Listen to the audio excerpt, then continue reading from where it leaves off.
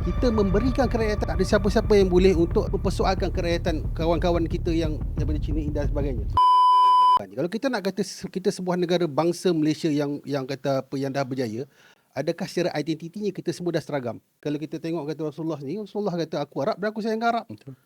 Betul kan? Tapi tidak bermaksudnya kalau kita ni kata Melayu sayang Melayu sampai kita nak lupa tentang bangsa Malaysia. Kita memberikan kerakyatan. Kita tak, memang sampai sekarang tak ada siapa-siapa yang boleh untuk nak mempertanyakan, mempersoalkan kerakyatan kawan-kawan kita yang daripada Cina, India dan sebagainya. Dan mereka juga secara sejarah ini telah mempersetujui bahawa bangsa Malaysia ni adalah bangsa yang akarnya Melayu. Dia macam sebuah pokok, akarnya, tunjangnya Melayu. Kalau nak kata dari segi bahasa, dari segi budaya, dari segi agama, peraturan undang-undang kita buat semuanya berakarkan Melayu. Tapi pohon itu, daun-daun buah-buahnya kita serikan dengan budaya masyarakat lain. Sebab tu kalau kita nak cakap bahasa Melayu, bangsa Melayu itu, macam Datuk kata, kita memperjuangkan semua. Tapi again, apabila kita nak kata bangsa Melayu ni, kerangka besarnya adalah kerangka Melayu.